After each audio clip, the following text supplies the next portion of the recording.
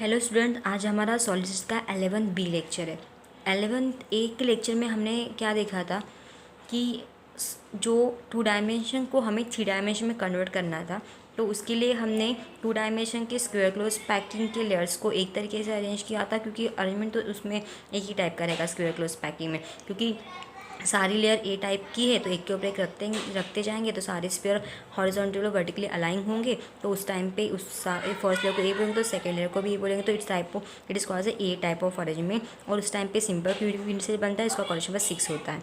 फिर hexagonal close packing को arrangement अगर हम करेंगे तो उसमें फर्स्ट लेयर इस टाइप की अरेंजमेंट है और फिर सेकंड लेयर को हम सेम लेयर को ऐसे कंसिडर करेंगे। लेकिन फर्स्ट लेयर को ए बोलेंगे, सेकंड लेयर को बी बोलेंगे। ऐसा क्यों बोलना है? क्योंकि इसमें अरेंजमेंट जब हम इस सेकंड लेयर को इसके ऊपर रखते हैं तो ये वाले स्पीयर जो है इसके डिप्रेशन में जाके अरेंज होते हैं, और जब ये इसके डिप्रेशन में जाते हैं तो ऑलरेडी देखो आपको दिख रहा होगा कि इन लेयर में ट्रायंगुलर शेप की वॉइड्स है।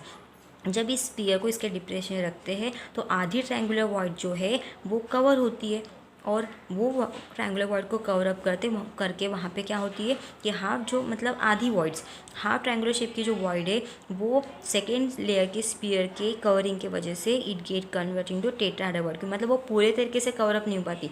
इनडायरेक्टली हम ये बोलते कि ट्रायंगुलर वॉइड्स पूरे तरीके से कवर अप नहीं होती, आधी जो स्पीयर से कवर अप होती है उसका भी कन्वर्शन किस में होता है? ट्रायंगुलर शेप के वॉइड में, मतलब कंप्लीट कवरिंग नहीं होता। अगर थोड़े बहुत अमाउंट में अगर ये ट्रायंगुलर वॉइड कवर अप होती भी है इस सेकेंड लेयर के स्पीयर के वजह से, तब उसका कन्वर्शन किस में हो जाता है? टेट्राहेड्रल, मतलब triangular void gate convert into tetrahedral void. और टेट्राहेड्रल वॉइड बनती कैसे? सपोज हमने अगर फर्स्ट लेयर कंसिडर की थी, फर्स्ट लेयर के 3 स्पीयर, तो उसके ऊपर सेकेंड लेयर का एक स्पीयर आएगा, तो कुछ अमाउंट कुछ हद तक वो ट्रायंगुलर वॉइड को कवर अप करेगा, लेकिन पूरी तरीके से कवर अप नहीं करा, मतलब वहाँ पे एक नई वॉइड बनती है, that is a tetrahedral void.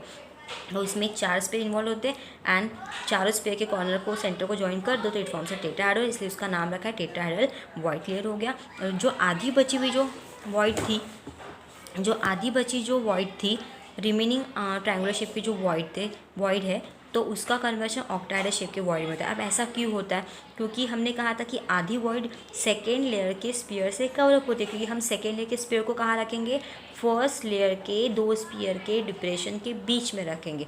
जब हम सेकेंड लेयर के स्पीयर को फर्स्ट लेयर के डिप्रेशन में रखने वाले हैं तो उस केस में आधी ट्रायंगुलर वॉइड जो है वो सेकेंड लेयर के स्पीयर से कवर होके कुछ अमाउंट में कवर अप होके वो उसको कन्वर्ट करेगा टेट्राहेड्रल शेप के वॉइड में। लेकिन जो बची हुई आधी वॉइड से, तो वो रिमेनिंग ट्रायंगुलर शेप की वॉइड जो है वो ऑक्टाहेड्रल वॉइड में कैसे कन्वर्ट होती है? तो उसमें आपको ये देखना है कि फर्स्ट लेयर की triangular void exactly second layer के ट्रायंगुलर शेप के वॉइड के ऊपर आती है, मतलब वो दोनों वॉइड्स एक दूसरे को ओवरलैप करती है। फर्स्ट लेयर की भी वॉइड और सेकेंड लेयर की वॉइड भी एक दूसरे को ओवरलैप करती है, बट डिफरेंस इतना है कि ये फर्स्ट लेयर के ट्रायंगुलर वॉइड का अपाचेज अपवर्ड है, तो सेकेंड लेयर के स्पीयर का सेकेंड लेयर के वॉइड का अपाचेज डाउनवर्ड रहेगा। तो इस टाइप में इस टाइप का स्ट्रक्चर बनेगा। इनडायरेक्टली वहाँ पे इसको उठा के इसके ऊपर रखेंगे तो टोटल 6 स्पीयर वहाँ पे इन्वॉल्व होंगे, और 6 स्पीयर के सेंटर को ज्वाइन करेंगे तो it forms octahedral, so it is called octahedral void. First layer के 3, सेकेंड लेयर के 3।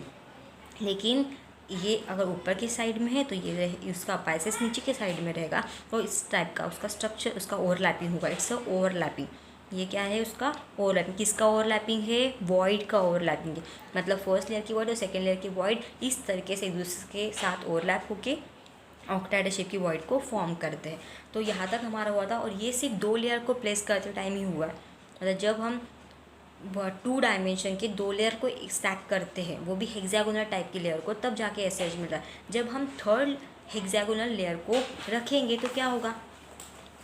ठीक है, अब हमें वो देखना है, तो इसलिए ये हमारा 11th बी लेक्चर है, तो वो हम देखेंगे। ठीक है, तो 11th बी लेक्चर में हमें क्या देखना है? 11th बी लेक्चर में हमें ये देखना है कि stacking of 3 third layer, sorry हम यहाँ पे देख लेते हैं इसको। हमारा लेक्चर नंबर 11 बी है सॉलिड स्टेट का।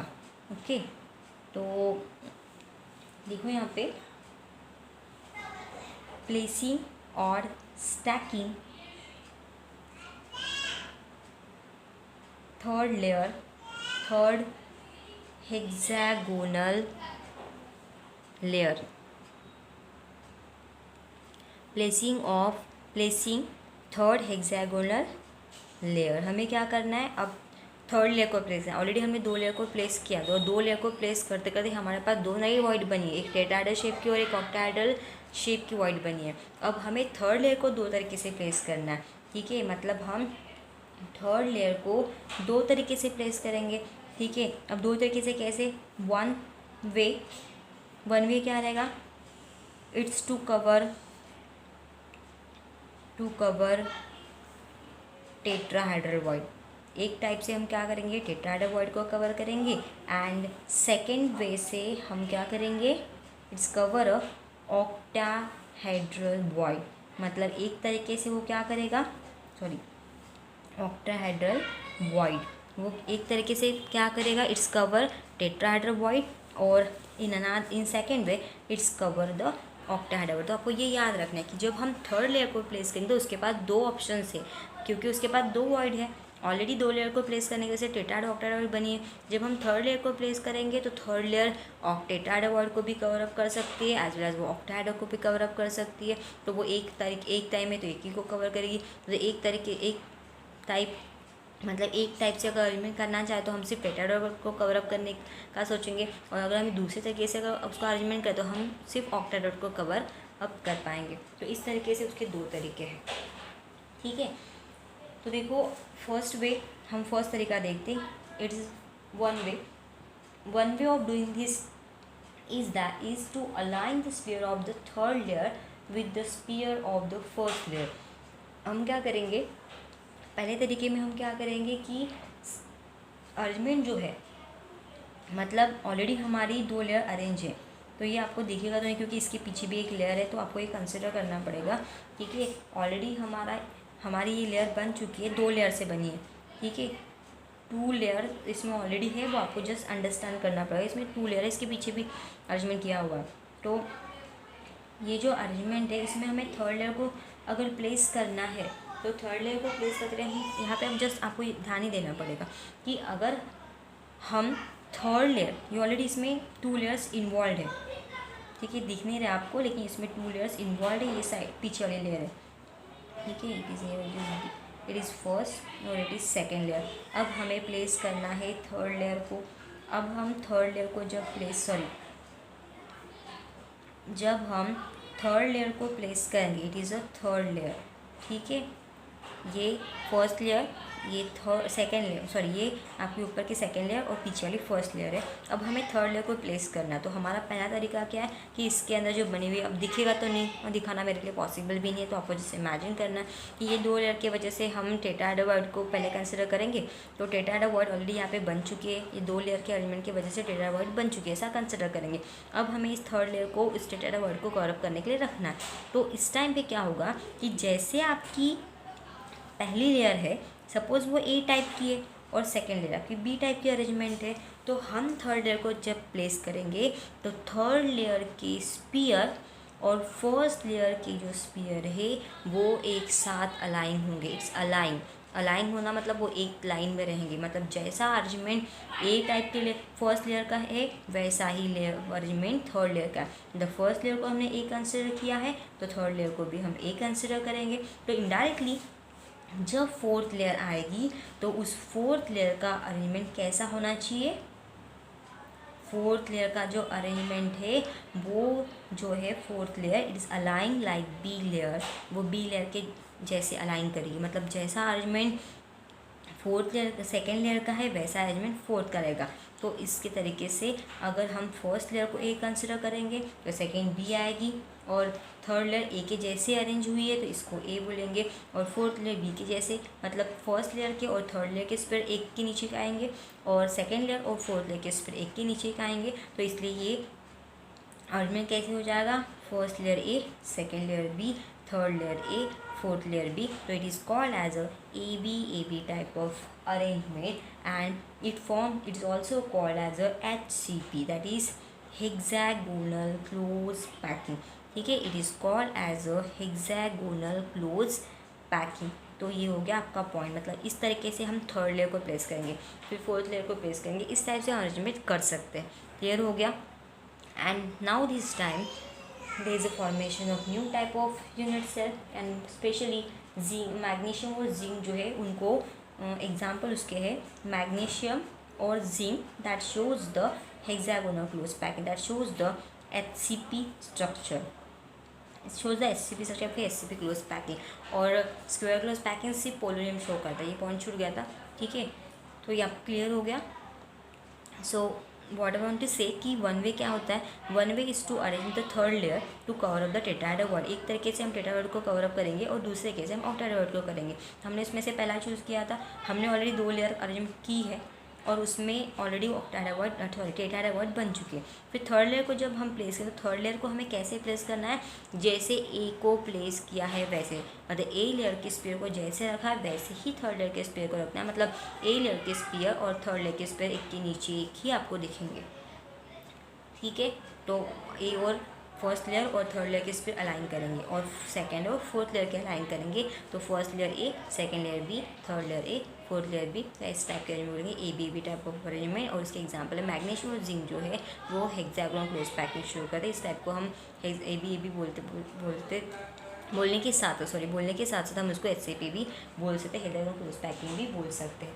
एंड नाउ हमारा सेकेंड वे। अब सेकेंड वे कैसा रहेगा, सेकेंड वे में हमें क्या करना है, to cover up the octahedral void, हमें ऑक्टाहेड्रल वॉइड को कवर अप करना है। तो इस टाइप में देखो कि ऑलरेडी हमारी 2 लेयर्स अरेंज हो चुकी है। तो हम देखिए, हम इसको तो पूरा प्रॉपरली दिखा नहीं सकती, तो ये आपकी ऊपर की लेयर है जो आपको अच्छे से पूरी दिख रही है, और ठीक है ये आपकी front layer, it is nothing but it's a second layer, ठीक है। ये हमारे सेकेंड लेयर है और इसके नीचे कौन सी लेयर है, फर्स्ट लेयर है। अब हमें फिर से क्या प्लेस करना है, थर्ड लेयर को प्लेस करना है। और हमें जब थर्ड लेयर को प्लेस करना है तो ऑलरेडी यहाँ पे 2 लेयर्स इन्वॉल्व, 2 लेयर का अरेंजमेंट हो चुका है, ठीक है। थर्ड लेयर को हमें प्लेस करना है और वो उस टाइम पे वो क्या करेगा, ऑक्टाहेड्रल वॉइड को कवर करने वाला है। तो इस केस में इस थर्ड लेयर को हमें ऐसे प्लेस करना है, वो भी डिप्रेशन में प्लेस करना है। मतलब 2 स्पीयर के बीच के डिप्रेशन में ही थर्ड लेयर के स्पीयर को रखना है, लेकिन फर्स्ट लेयर और सेकेंड लेयर से उसका अरेंजमेंट मैच करेगा नहीं। फर्स्ट लेयर के जैसे भी अरेंज नहीं होगी third layer, even third layer second layer के जैसे भी अरेंजमेंट नहीं होगी। मतलब इस थर्ड लेयर का जो अरेंजमेंट है it is differ from first and second. First अलग तरीके से, सेकेंड अलग तरीके से, आने वाली थर्ड तो और डिफरेंट तरीके से अरेंज होगी। तो अगर हमने फर्स्ट को ए कंसिडर किया है, सेकंड को बी किया है क्योंकि दोनों अलग अरेंज हो रही है, और थर्ड तो उससे भी डिफरेंट वे से अरेंज हो रही है, तो इसको हम सी बोलेंगे। So what is it called, it is called as a ABC। फिर फोर्थ लेयर आएगी, ठीक है। जब फोर्थ लेयर आएगी तो फोर्थ लेयर जो है, that fourth layer arrange like a first layer. ये आपको याद रखना है कि जो फोर्थ लेयर आएगी, सपोज यहाँ पे मैंने ड्रॉ कर भी ली, ठीक है। तो ये जो फोर्थ लेयर है, that fourth layer arrange like a A, मतलब ये first layer A, second layer B, third layer C and fourth layer it's like a A. Fourth layer किस जैसे रहेगी, ए के जैसे अरेंज होगी, फिर फिफ्थ होगी तो फिर बी, सिक्स होगी तो सी। तो it's type of arrangement is called as a ABC type of arrangement. ये आपको याद रखना है। तो कौन सा अरेंजमेंट है ये, ABC टाइप ऑफ अरेंजमेंट। मतलब पहली 3 लेयर ABC, फिर से बात की लेयर ABC, फिर से बात करें ABC। समझ में आया। तो ये अरेंजमेंट कौन सा है, ABC टाइप ऑफ अरेंजमेंट है। And this type of arrangement forms a new type of structure that is called as a cubic close packing. इसके पहले वाले को हमने क्या बोला था, hexagonal close packing. Here there is a formation of hexagon and here is the forms of cube that is called a cubic close packing structure या फिर arrangement, ठीक है। and it is also called as a HCC structure। इसका मतलब क्या हो सकता है कि इस टाइप के अरेंजमेंट के टाइप पे जो यूनिट सेल बनेगा वो कौन सा रहेगा, फेस सेंटर FCC स्ट्रक्चर है। मतलब FCC टाइप का यूनिट सेल वहाँ पे आपको दिखे। ये हो गया, ठीक है। तो कौन सा पहला जो था वो AB अरेंजमेंट था। इसके पहले वाला it is called as a AB type of arrangement, और ये वाला जो है it is a ABC type of arrangement, और इस टाइम पे FCC यूनिट सेल बनता है जब हम इस टाइप से अरेंज करते हैं। तो अब हमें देखना है कोऑर्डिनेशन नंबर। आपको मैंने इसके पहले के लेक्चर में आपको मैंने सिंपल क्यूबिक यूनिट का कोऑर्डिनेशन बताया था। इसका कोऑर्डिनेशन नंबर था 6। उसके खुद के लेयर के 4 स्फीयर थे, ऊपर के लेयर का 1 स्फीयर, नीचे के ऐसे टोटल मिला के 6 स्फीयर होते। और ये जो मैंने आपको HCP और CCP बताया है, CCP उसको FCC भी बोल सकते हैं, तो इनमें कोऑर्डिनेशन नंबर जो होता है दोनों में, इनमें कोऑर्डिनेशन नंबर होता है, क्योंकि ये 3D बन गया ना अभी, ये FCC भी 3D हो गया, सॉरी ये FCC भी 3D हो गया, और HCB कौन सा है, 3D टाइप ऑफ अरेंजमेंट है, ठीक है। HCB 3D है और FCC भी 3D टाइप ऑफ अरेंजमेंट बन गया। तो उसमें कोऑर्डिनेशन नंबर जो होता है वो दोनों में 12 होता है, बोथ, ठीक है। पहला वाला जो अरेंजमेंट किया वो भी, और सेकेंड वाला अरेंजमेंट किया वो भी, इन दोनों में फर्स्ट वाले इसमें भी कोऑर्डिनेशन नंबर जो है वो 12 है, ठीक है। और सेकेंड टाइप जो है उसमें भी कोऑर्डिनेशन नंबर 12 है। और ये 12 आया कैसे वो आपको ध्यान में रखना पड़ेगा। 6 उसके खुद के लेयर के, ओन लेयर के रहेंगे, ठीक है। 3 above the layer and 3 below the layer, ठीक है। 3 जो है वो अबोव द लेयर एंड 3 जो है वो बिलो द लेयर, ठीक है। तो ये उसका कोऑर्डिनेशन है, वो आपको जस्ट लर्न करना पड़ेगा, क्योंकि उसका तो उतना तो हम देख नहीं सकते, इतना हमेशा कोई भी स्ट्रॉन्ग नहीं हमारा, कि उसका कोऑर्डिनेशन नंबर 12 है। 6 उसके खुद के लेयर के, 3 उसके ऊपर के लेयर के, और 3 उसके नीचे के लेयर के, ऐसे टोटल मिला के 12 कोऑर्डिनेशन नंबर आता है। किसमें, HCP हेक्सागोनल क्लोज पैकिंग में, और CCP that is cubic close packing में, ठीक है। आपको एक और चीज़ बताना रह गया था कि अगर हमें कंपैरिजन करने का काम पड़ता है, जैसे हमारा जो अरेंजमेंट था एक स्क्वायर क्लोज पैकिंग का अरेंजमेंट था, जैसे हमने एक के नीचे एक स्क्वायर को अरेंज किया था, तो उस टाइम पे हमें एक स्क्वायर शेप की वॉइड मिली थी, आपको पता होगा। ये हमारा 2D अरेंजमेंट है स्क्वायर क्लोज पैकिंग वाला, जिसमें हमें स्क्वायर शेप की वॉइड मिली थी। और एक था हमारा ट्रायंगुलर शेप की वॉइड का, जिसमें हमें हेक्सागोनल क्लोज पैकिंग मिला था, ठीक है। ये है हमारी स्क्वायर शेप की वॉइड,